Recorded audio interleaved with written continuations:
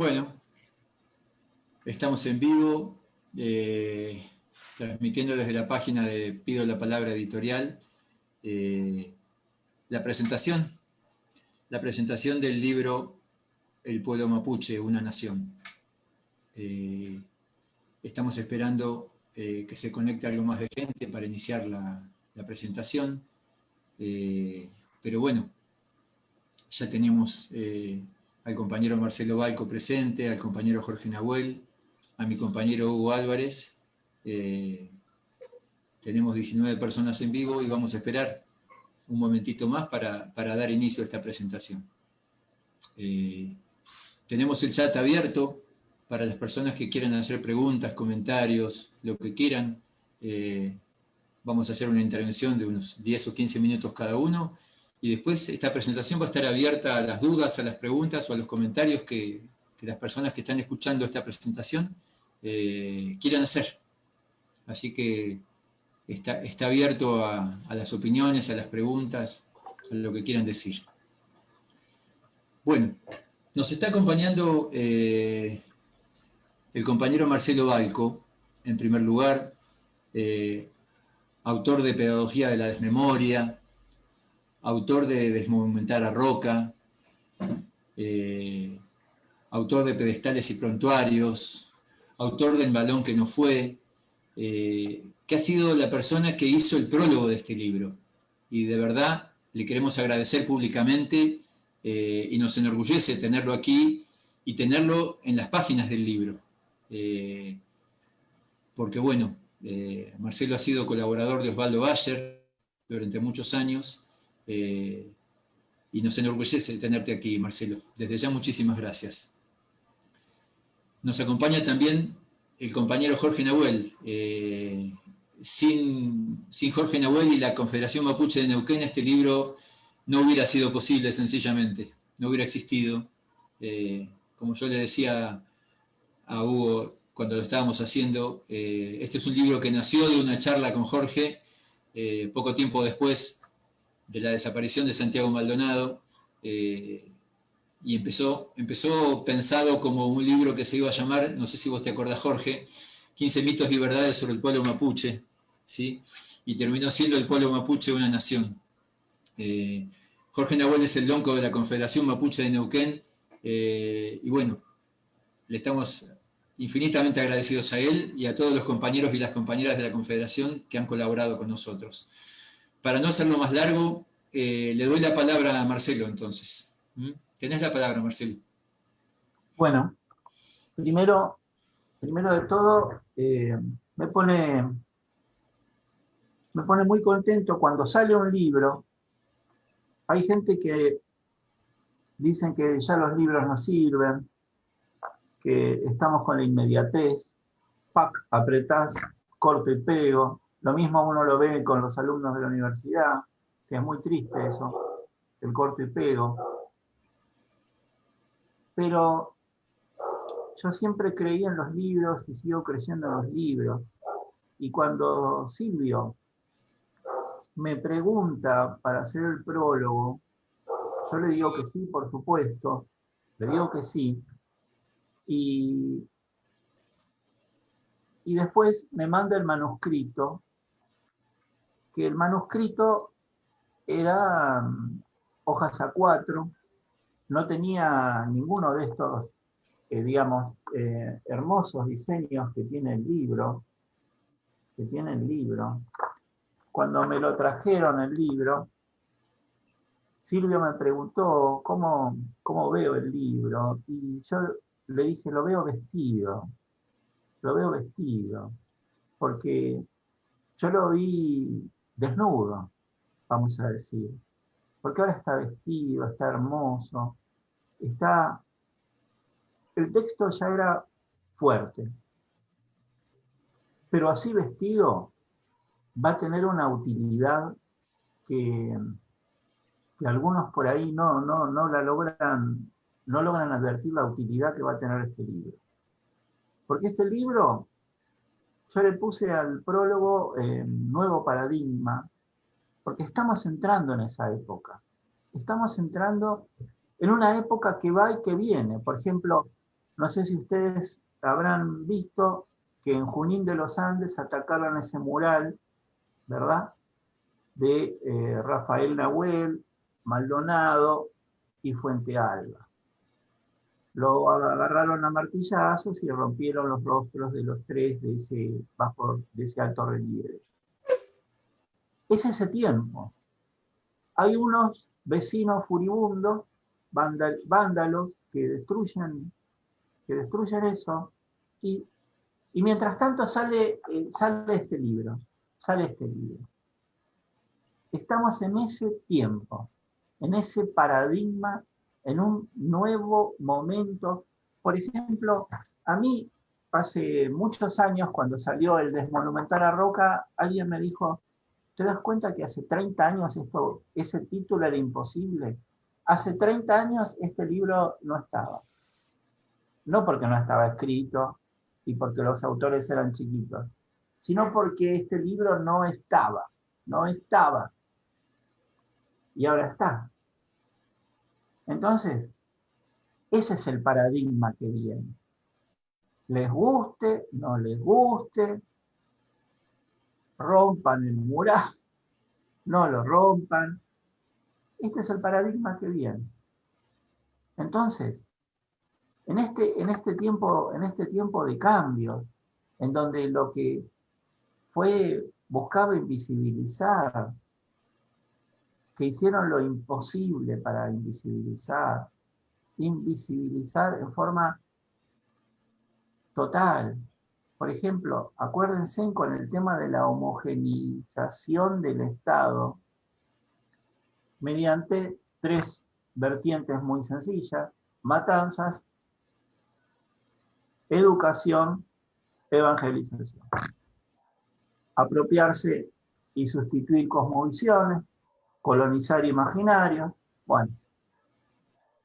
Y de pronto empiezan a surgir autores como Hugo y como Silvio, apoyados por la Confederación Mapuche, y ahí lo tenemos al compañero Jorge de la Confederación.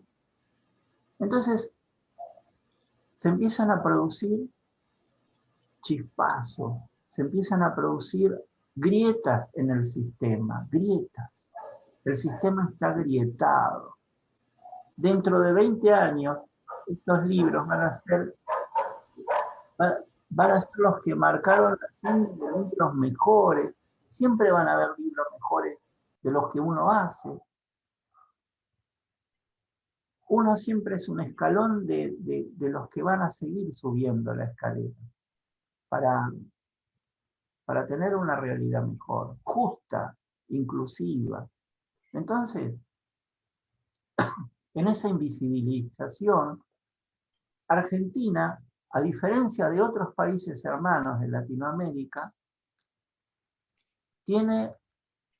nacimos con una patología siniestra, que es la excepcionalidad de la Argentina. Nosotros somos excepcionales. Todos los argentinos bajamos de los barcos. Así, de simple. Entonces, cuando se festejaba el Día de la Raza, nunca se preguntaron, ¿por qué? Primero, si vos lees el decreto, ves que dice el genio hispano, los intrépidos navegantes, los abnegados soldados, los beneméritos sacerdotes, bueno, hablan de la naturaleza americana. En ningún momento dicen indio, aborigen, nativo, nada, porque el decreto es Día de la Raza, ni siquiera razas. Uno solo, los excepcionales que vinieron. Y no es así, Argentina no es excepcional. Todo lo que esta gente quiso hacer, que somos el apéndice perdido de Europa, no somos el apéndice perdido de Europa, estamos acá. El tema de las vacunas es muy fácil verlo porque somos periferia, estamos acá, no somos el apéndice de Noruega ni de nada. Y sale este libro. en un país que hizo un culto a la excepcionalidad. Después hicimos la zanja del Sina. Tenía 730 kilómetros para cortar el país en dos. De acá los civilizados, de acá los semi-humanos. La mayor obra pública del 19 antes de los ferrocarriles. No fue un pozo. No fue un pozo. Aparte, la idea, nadie hizo eso, ni Guatemala, Bolivia, Brasil, los yanquis que fueron tan crueles con los originarios, nadie hizo eso. Solo Argentina. Solo Argentina. Cortar. Porque venimos con el estigma de Sarmiento, civilización o barbarie. Y el ministro Alsina lo lleva a la concretud. Era una zanja mágica. Y del lado de los semi-humanos, después la cruza el general Roca, y no hizo ninguna conquista del desierto. Ojalá que eso poco a poco vaya quedando en el olvido, porque no existió. Lo que existió es una construcción del desierto. Las relaciones económicas de producción de nuestro país, el norte y el sur, un país tan largo. En el sur, las manadas de ovejas y de vacas, con pocos peones y unos perros, bastan. En el norte no. Necesitas mano de obra para la zafra, quebracho, caña de azúcar. El sur construyeron un desierto. Yo en Pedagogía de la Memoria o en Cazadores de Poder tenemos datos de más de 19.000 personas que van a ser arreadas como animales, llevadas a los puertos de embarque, despojados de todo, y embarcados a Buenos Aires, porque Roca era tucumano y necesitaba mostrar poder para ser presidente. Así de sencillo. Y fue presidente, 2 veces. Entonces, los que buscaron invisibilizar la cosmovisión, de pronto aparece este libro. Y hay otros libros también, por supuesto.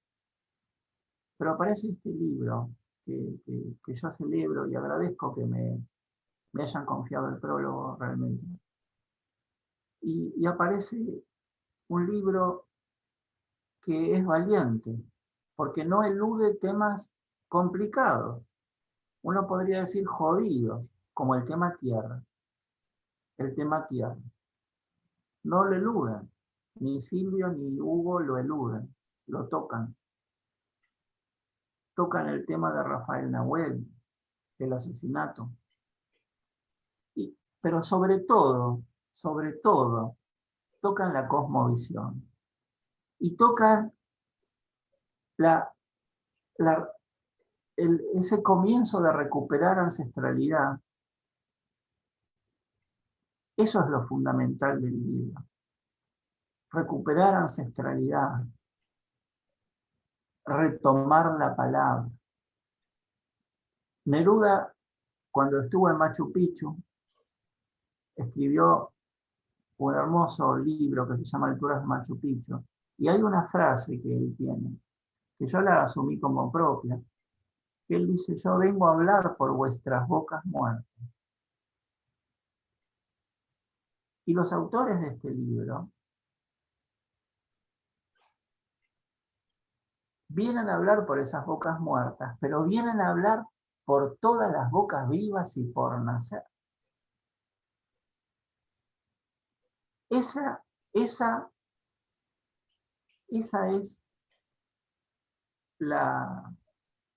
lo mejor del libro. Eso es lo mejor del libro. Y a los que a veces a mí me apena mucho cuando, por ejemplo, en este tipo de charlas u otras del mismo estilo, siempre hablamos para la misma gente.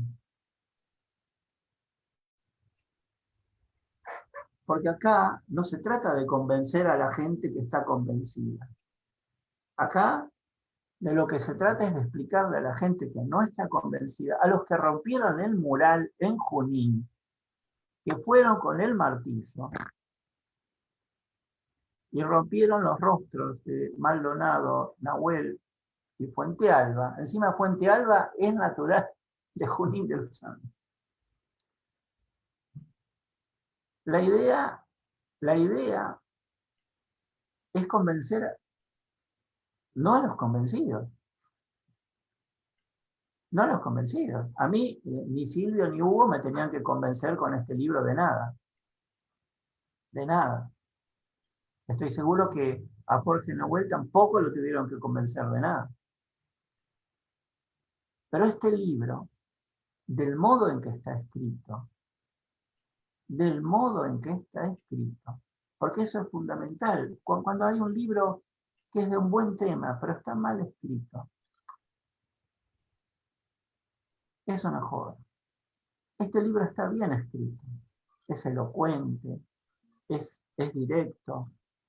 Y para la gente que de pronto dice, uy, a ver, y se acerca, este libro sirve. Este no es un libro violento, no empieza violentamente.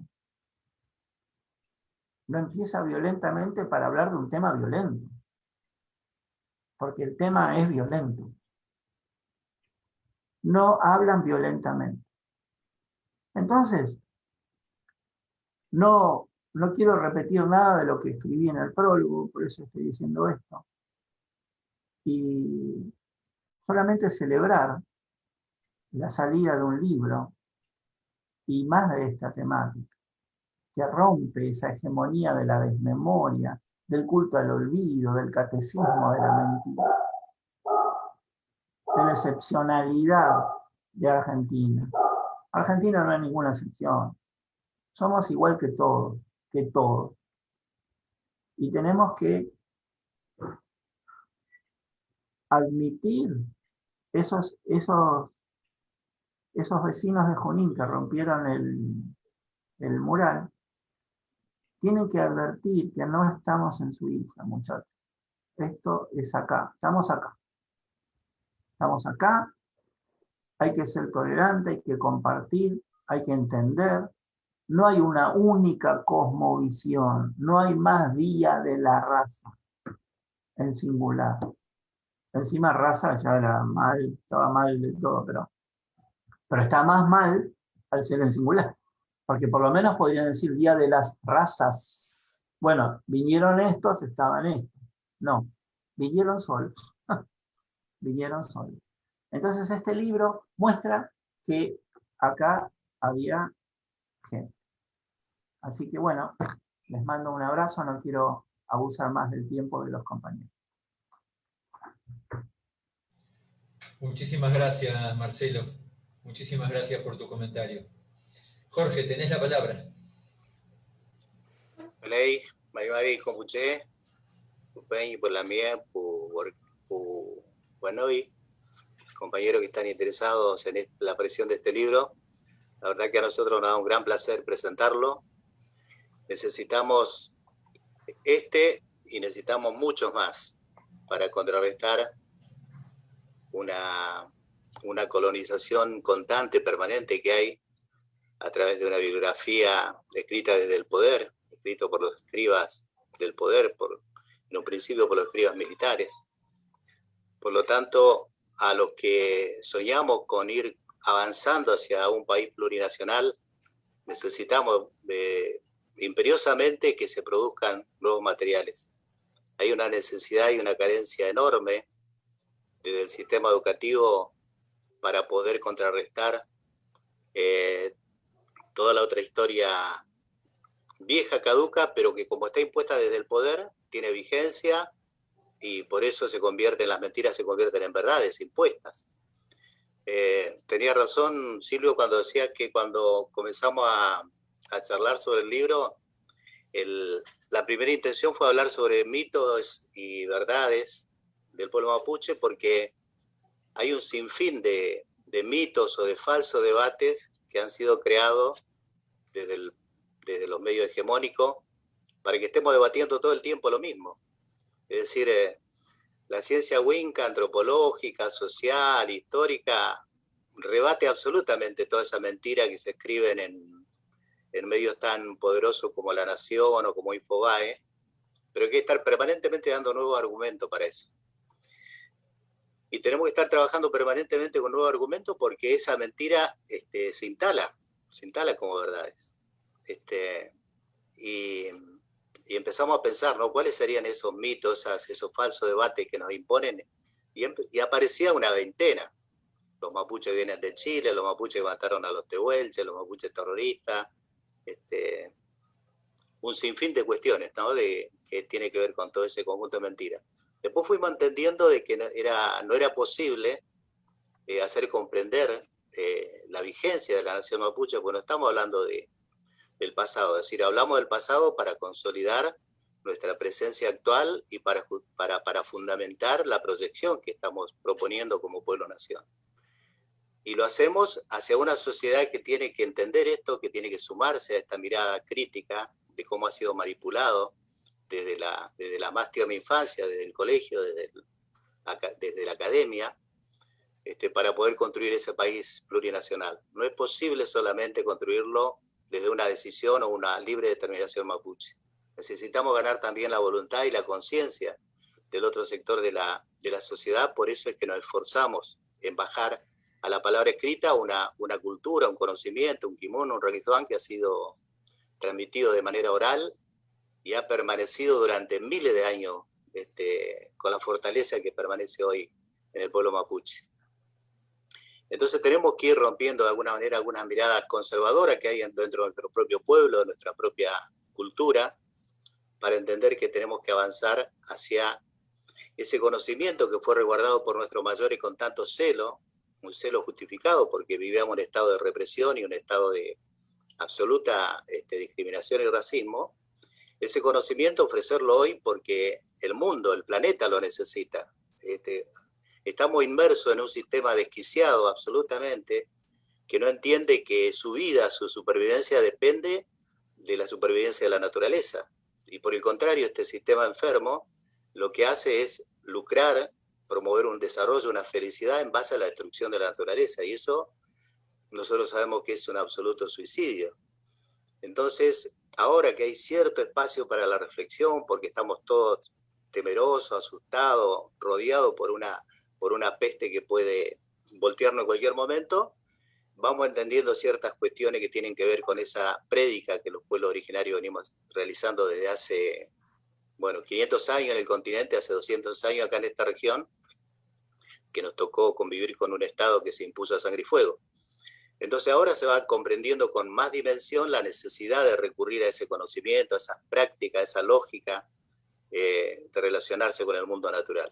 Y por eso hace falta que nosotros también demos un paso, que salgamos un poco de ese estado de represión, de ese estado de amenaza, y nos animemos a ir bajando a la palabra escrita este cúmulo de conocimientos y de prácticas que el pueblo mapuche ha desarrollado. Nos fuimos rodeando de gente muy, muy capaz, ¿no? que posee ese conocimiento y que tiene esa visión generosa, abierta, intercultural, de ofrecerle al otro mundo lo que puede llegar a ser una alternativa civilizatoria para este momento.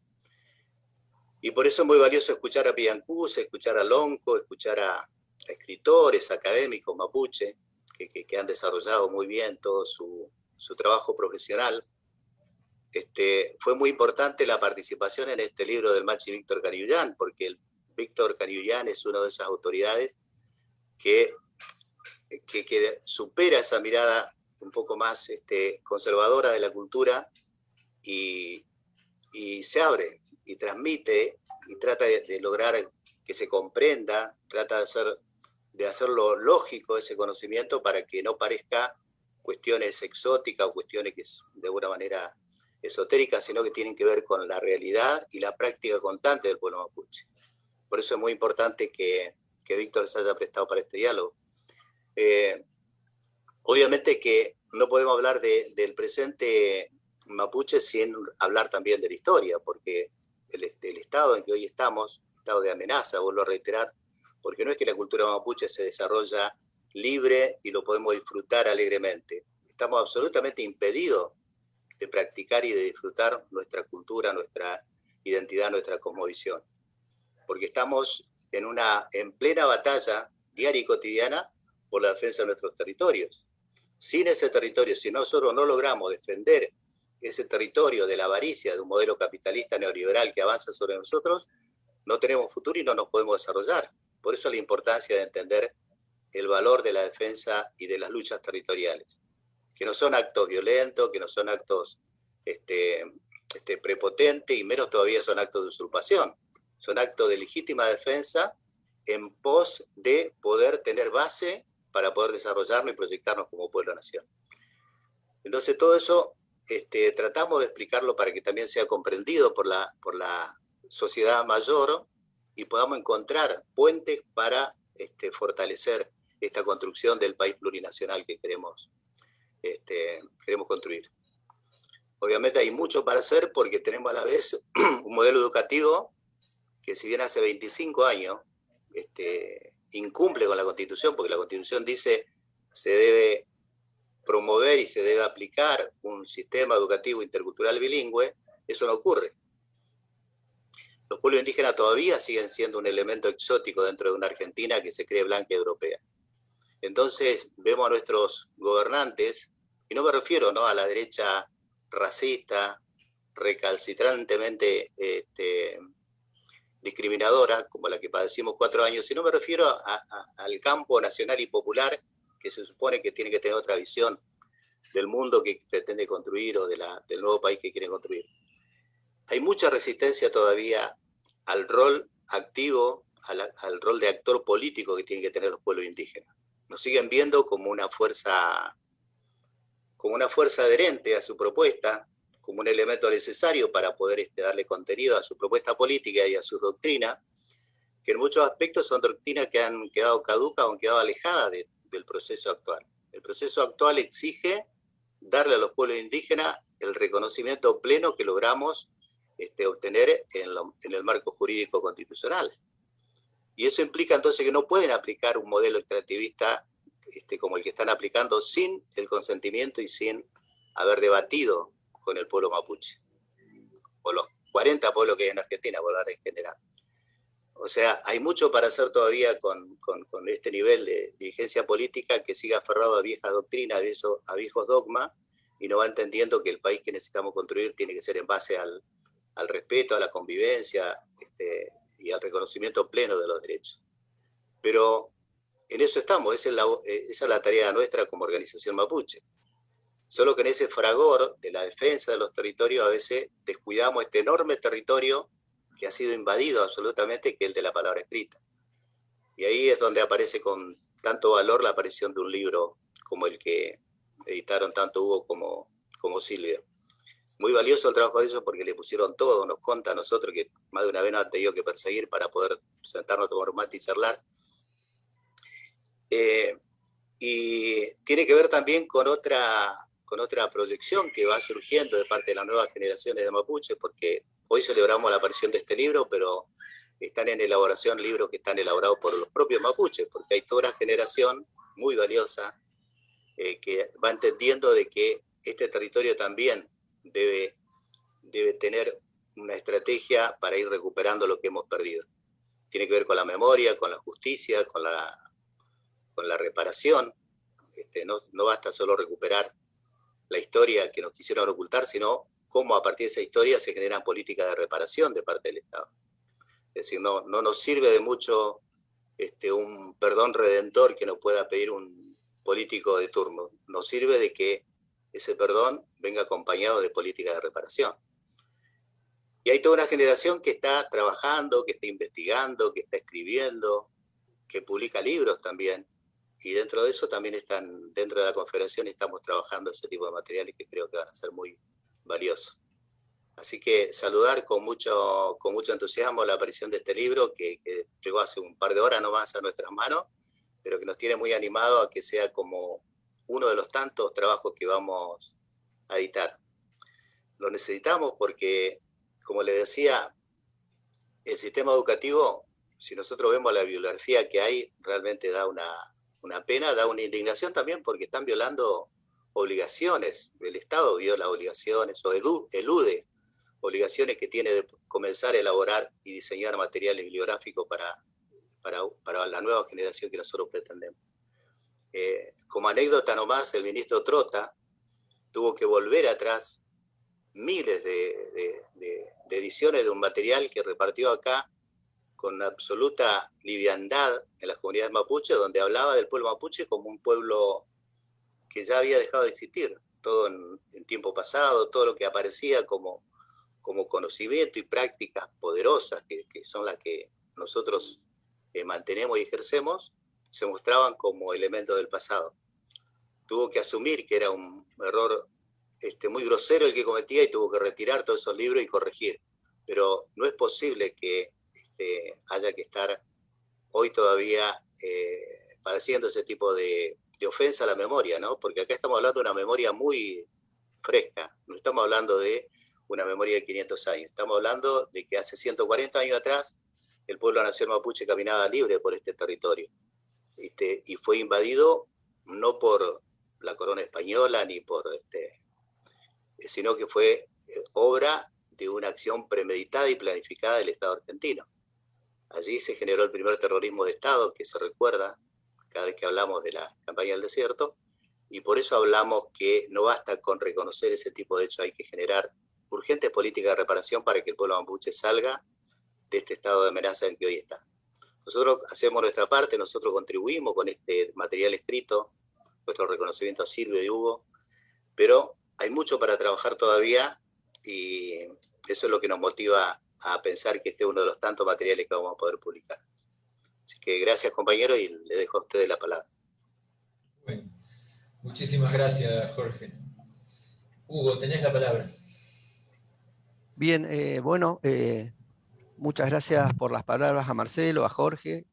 La verdad que estamos emocionados, digamos, y en realidad todo lo que tuvo que ver con la producción de este libro, en este formato tan extraño, como dijo Marcelo, en estos tiempos, ¿no? En donde abruma la cuestión digital, lo hemos hecho con mucho placer, digamos. También podemos decir que está enclavado en un laburo militante, digamos, ambos somos militantes, no solo porque pertenecemos a un sector del Estado que tiene y ha tenido un protagonismo en las luchas, ¿no? En las calles, en defensa de la educación pública, sino porque además ambos pertenecemos y hemos asistido y hemos egresado de la universidad pública, la Universidad del Comahue, con todo eso, lo valioso que significa la defensa de la educación pública y reivindicarla permanentemente, ¿no? Y cierto grado de conciencia de estar, sobre todo, ¿no? en Puelmapu, ¿no? En este territorio que alcanza y sobra para ser el motivo que nos impulsó a llevar este trabajo, ¿no? Un trabajo que tuvo mucha discusión, muchas consultas, un par de entrevistas muy poderosas, como dijo Jorge, ¿no? del Machi de Víctor, ¿no? Y otras entrevistas también como la de Jorge mismo, que nos fue abriendo todo un escenario por donde finalmente transitó la escritura de este libro, que siempre entendimos, y así nos autoimpusimos, debería transitar por una prosa amable, sencilla, directa, ¿no? Que todo el mundo, y sobre todo, como lo hemos reiterado en muchas oportunidades, y lo hacemos en el sistema educativo, pueda ser leído, pueda ser comprendido y pueda tomar dimensión de ese proceso histórico que tanto Marcelo como Jorge y como los historiadores o los profes de historia que estamos en el sistema público de educación hacemos mención permanentemente, ¿no? El genocidio de la conquista del desierto y de la pacificación de la Araucanía en Chile fueron justamente genocidios con todo lo que ello implica, ¿no?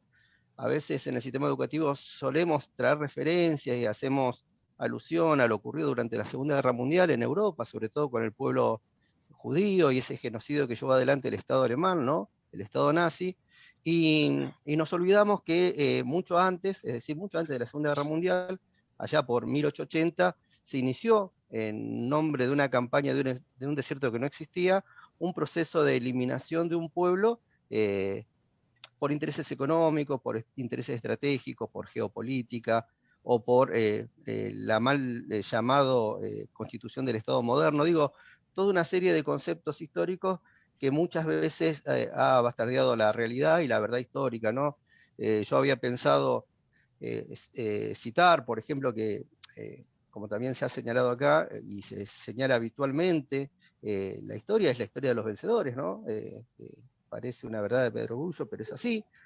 Pero también el poeta músico argentino Lito Nevia dice que si la historia la escriben los que ganan, eso quiere decir que hay otra historia, ¿no? Y en eso estamos nosotros, humildemente haciendo un pequeño aporte, de mostrar la otra historia, una historia que ya conocemos, que circula, que forma parte de discusiones, de debates, de acuerdos y desacuerdos, pero que sin embargo es necesaria plasmarla en algo que llegue a la mayor cantidad de gente posible. Por eso también esa necesidad y esa obligación de situar el texto en un lenguaje al cual todo el mundo pueda acceder. Así que bueno, en ese sentido, por ejemplo, hemos recuperado, como lo ha señalado Silvio al principio, algo que es muy importante, muy trascendente para la cultura mapuche, como lo es la cosmovisión, ¿no? De lo cual él va a hablar y va a desarrollar cuando le toque la palabra. Así que en ese sentido, bueno, muy contento de que justamente en coincidencia con una fecha como la es la de hoy, el 23 de abril, Día del Libro, una cosa absolutamente fortuita y casual, estemos presentando acá, junto con Marcelo y Jorge, El pueblo mapuche, una nación, ¿no? Un título que claramente es la síntesis de lo que ahí hemos escrito y tratamos de contar y mostrar y que se lea. Así que Silvio. Bueno, muchísimas gracias, Hugo.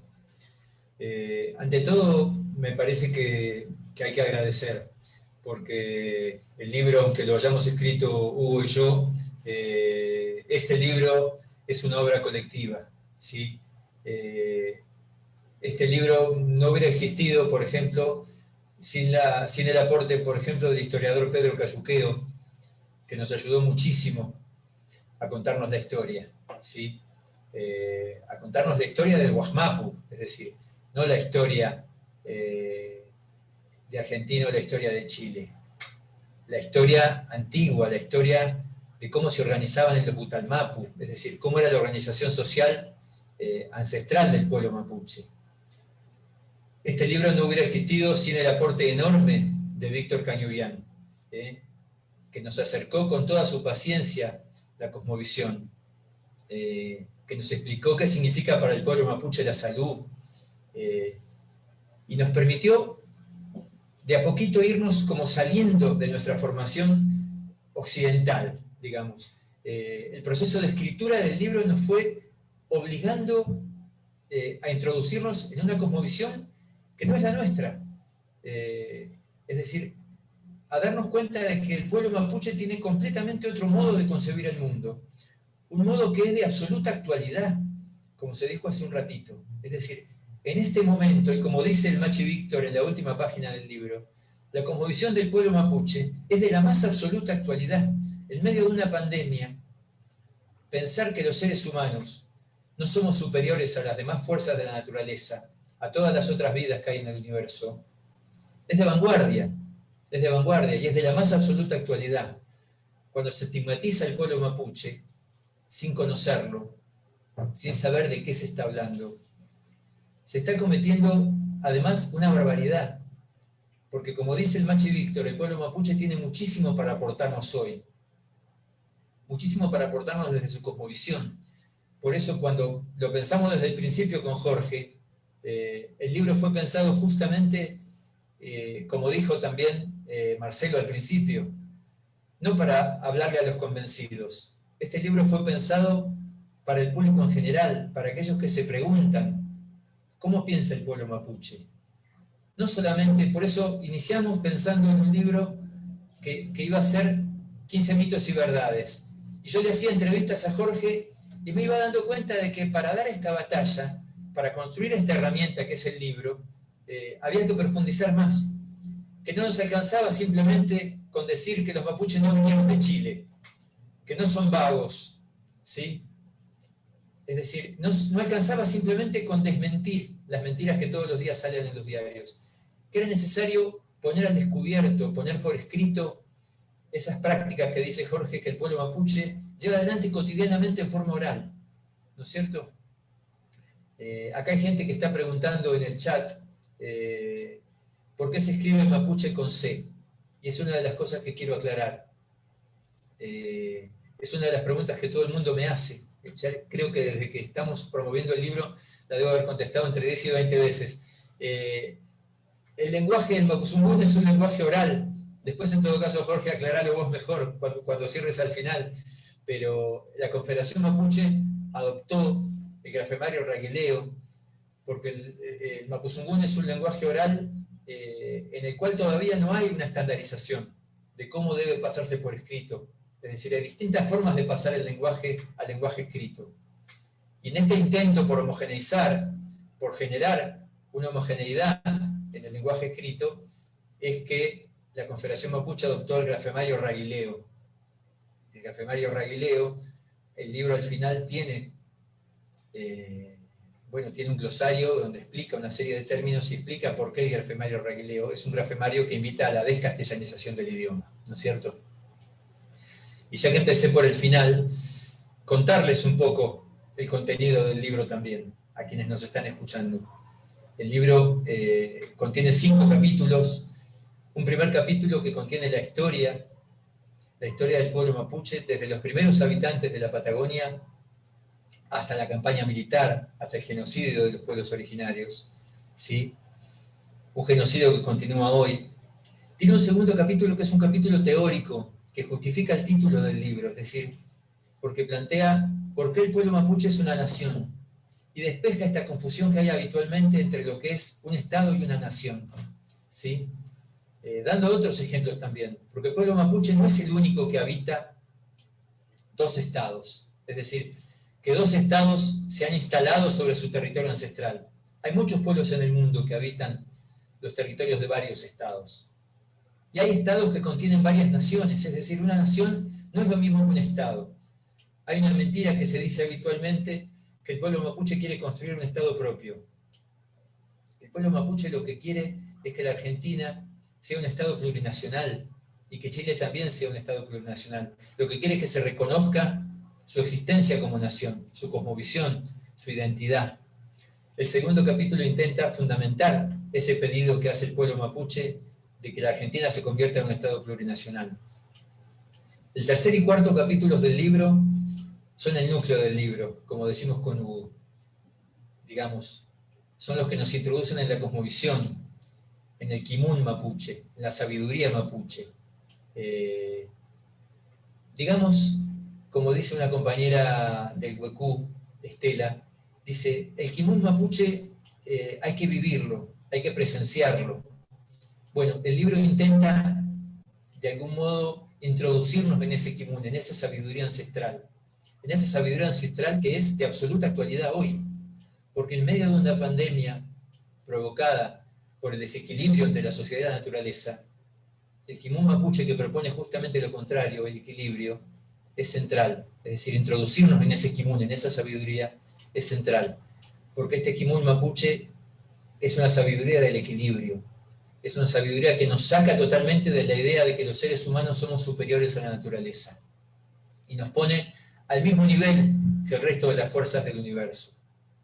Pero esta idea que es tan sencilla, que los seres humanos no somos superiores a una piedra, que no somos superiores al viento, que no somos superiores a un río, que no somos superiores a los vegetales, es una idea muy difícil de introducir en una cabeza formada en la superioridad de los seres humanos, formada en la idea de que los elementos de la naturaleza son elementos para ser explotados, para ser utilizados, ¿sí? Para ser destruidos, porque son la base del sistema en el que estamos viviendo.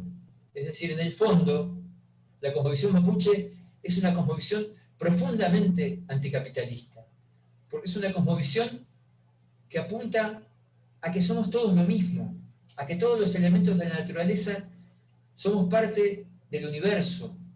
Y es una idea tan sencilla y tan difícil de hacer entender a un ser humano hoy, a la cultura dominante hoy. Es una propuesta tan alternativa y tan actual y tan necesaria que de verdad es absolutamente revolucionaria hoy. Es decir, porque rompe completamente con nuestra forma de pensar y de vivir. Y ahí estuvo una de las dificultades más importantes que tuvimos en la construcción del libro. Por eso agradecer a tantas personas que nos ayudaron. Por ejemplo, a Chalcán Nahuel, que se sentó con nosotros a corregirlo, a revisarlo. A Peti Pichinian, que atendió todas nuestras consultas. Nos ayudó muchísimo a aclarar cuestiones, cosas que no entendíamos, ¿sí? A la compañera, voy a mirar el libro para no olvidarme de ningún nombre, ¿sí? A Virginia Lincán, de Chubut, que nos acercó al LOF Santa Rosa Leleque, nos permitió conocer la recuperación territorial del LOF Santa Rosa Leleque. A Maitén, con Maitén Cañico tuvimos una entrevista muy interesante, por ejemplo, y yo le preguntaba, explícame, Maitén, ¿por qué una piedra tiene vida? ¿Cómo es que una piedra tiene vida? Yo no podía entender que una piedra tenía vida. Y Maitén, que está estudiando biología, me explicaba, decime una cosa, ¿el universo cómo nació? Ella está estudiando biología y me lo decía desde la ciencia Winca, desde la ciencia occidental. Me dice, el universo nació de una gran explosión, ¿sabes? Bueno, ¿sabes una cosa? Las piedras tienen energía. Es decir, lo que se transforma es la energía. Y una piedra es energía transformada. Y lo que nosotros entendemos son las energías, los Nehuen, que hay en el universo.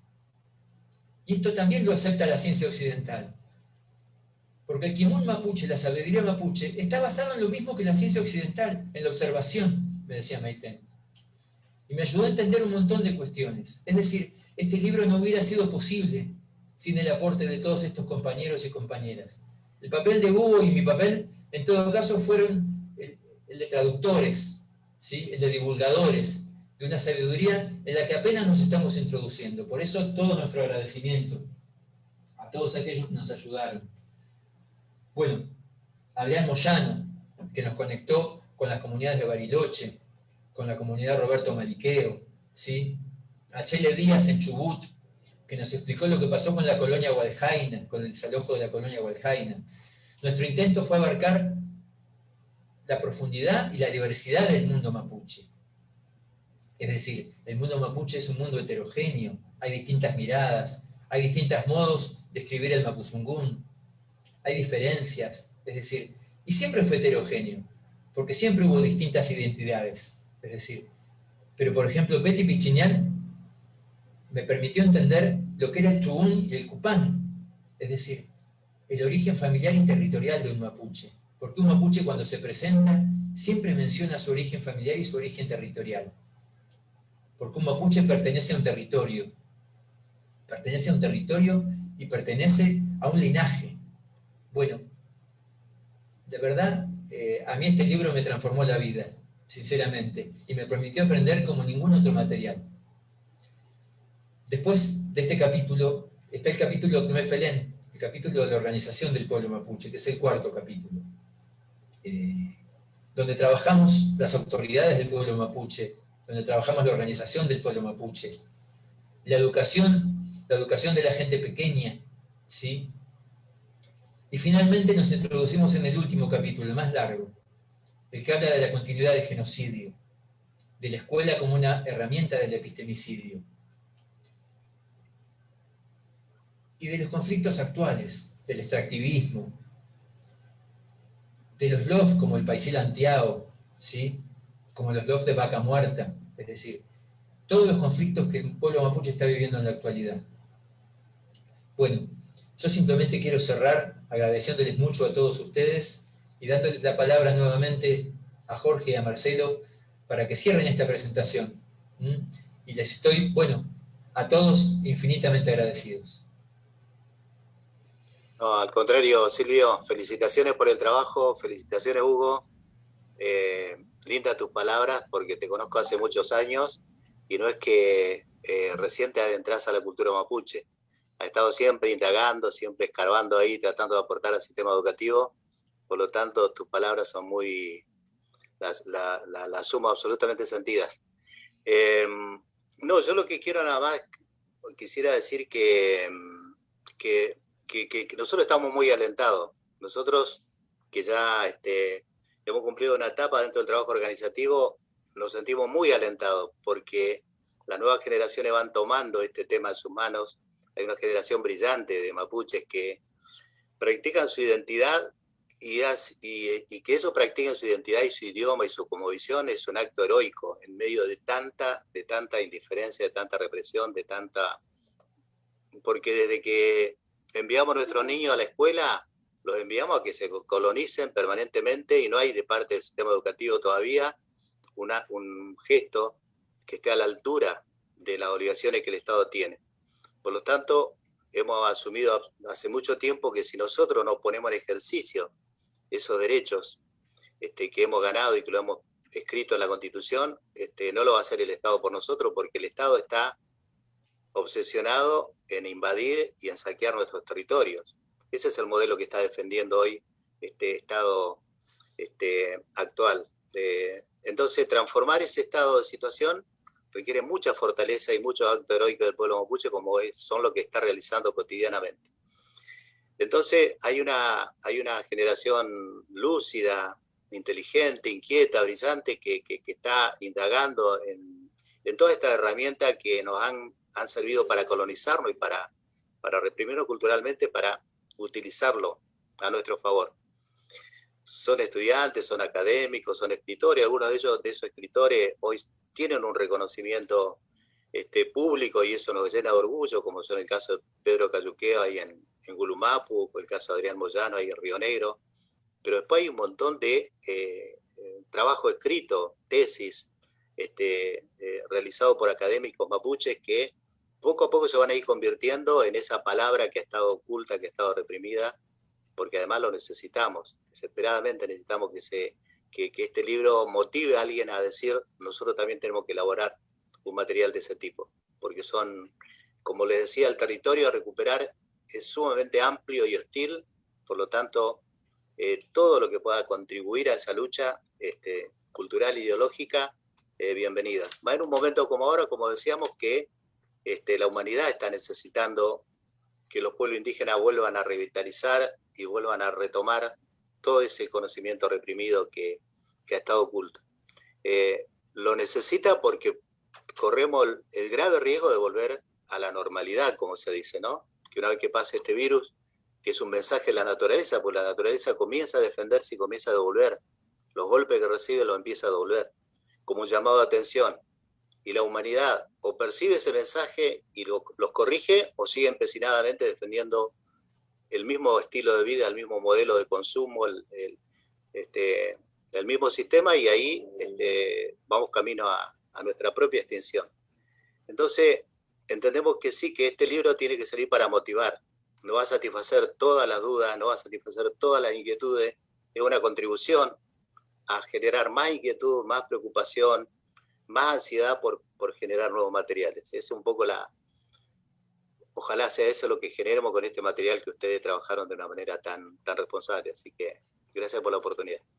Muchísimas gracias, Jorge. Hugo. Bien, gracias, Silvio. No quería olvidarme de que, bueno, este libro no tiene dedicatoria en especial, lo hemos charlado ahí con Silvio, porque además implícitamente hay una dedicatoria a quienes han sostenido viva la memoria del pueblo mapuche a lo largo de décadas y décadas, últimamente, desde los 90 para acá, de manera pública, ¿no? En la calle, a partir de la creación de símbolos como es la bandera mapuche, la Buenfolle, pero además hay que rescatar y recordar que hubo un proceso en la clandestinidad en donde se sostuvo los valores, la creencia, la identidad, en tiempos muy difíciles, como en algún momento lo señaló Jorge, y que eso también posibilitó este proceso de revitalización, como lo hemos llamado en el libro, tan importante y tan necesario en un contexto de lucha contra el Estado, contra la ideología dominante, contra la oligarquía, contra la derecha, digamos, todos esos actores que son imposibles obviar. Y como no tiene una dedicatoria especial, yo me quiero permitir dedicárselo a Graciela Alonso, ¿no? Una compañera que, bueno, recientemente ha partido y que ha sido una de las intelectuales que fuertemente trabajó con la COM, con Jorge, con el pueblo mapuche en la zona de confluencia, ella y Raúl Díaz, por hacer una síntesis y nombrar a alguien en particular que merece ser recordado y rescatado en este momento. Así que bueno, me tomo esa atribución y bueno, Silvio, te dejo a vos. Marcelo, tenés la palabra. Bueno, en una presentación de un libro, yo pienso que lo más importante es la palabra de los autores, y sobre todo, cuando termina la presentación del libro, es el libro. Es el libro el que va a andar por ahí.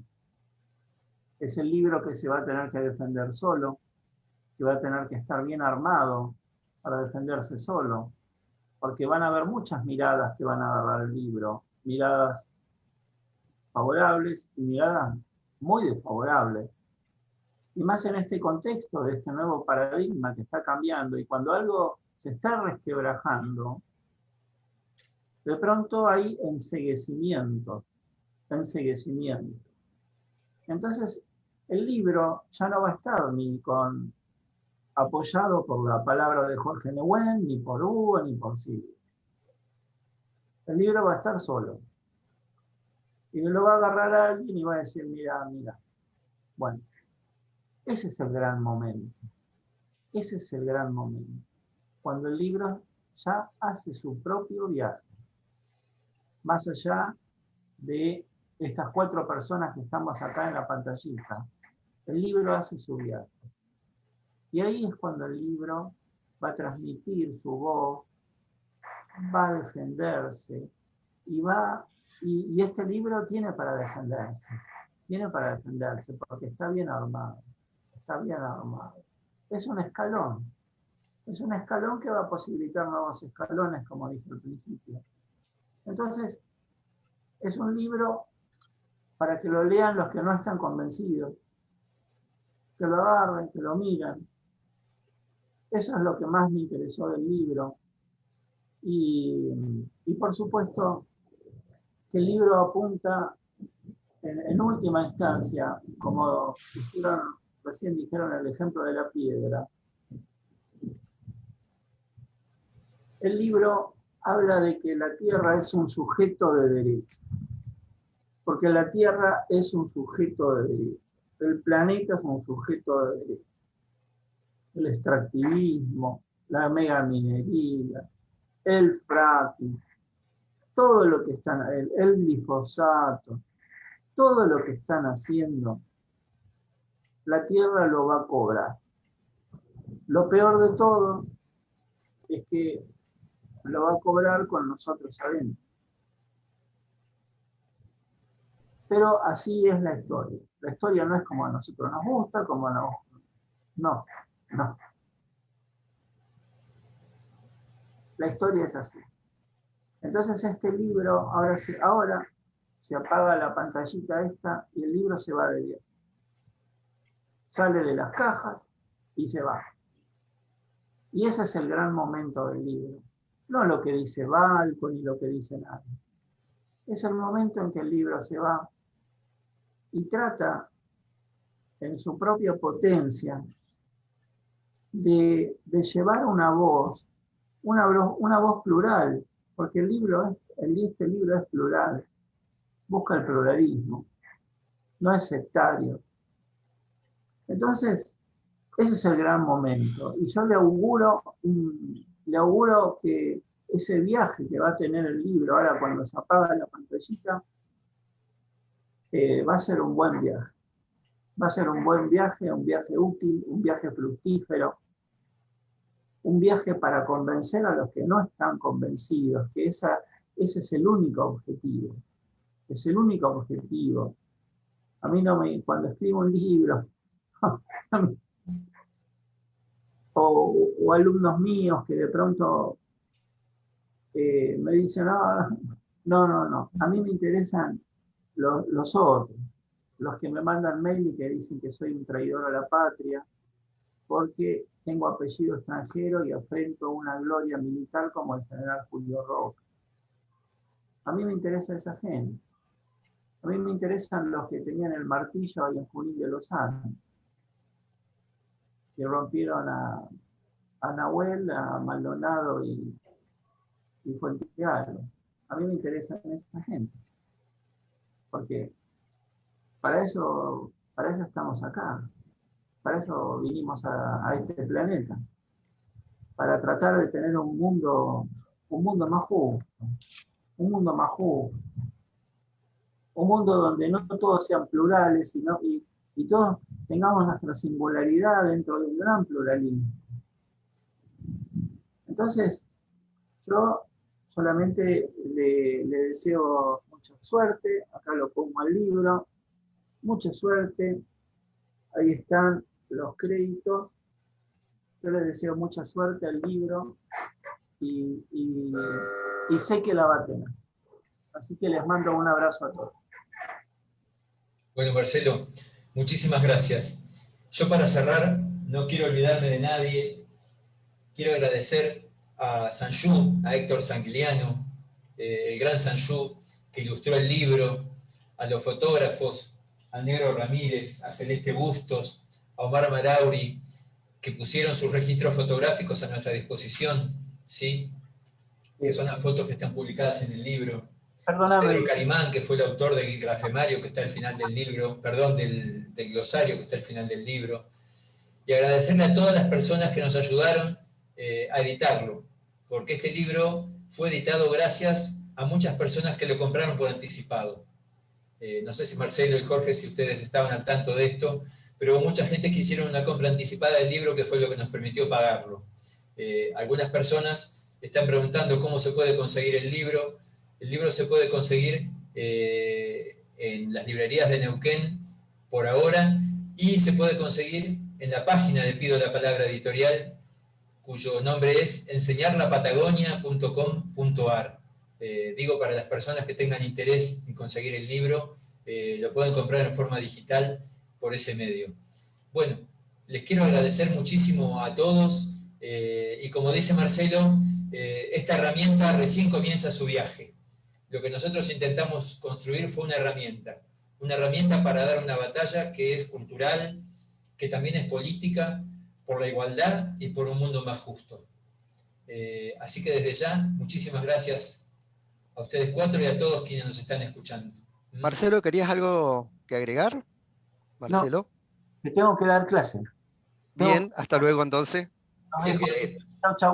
Se quiere ir. Nos vemos. Muchísimas gracias. Gracias, Marcelo. Bueno, y consigan el libro. Gracias, compañeros. Gracias a todos. Mucha fuerza. Saludos, Peucayal. Gracias.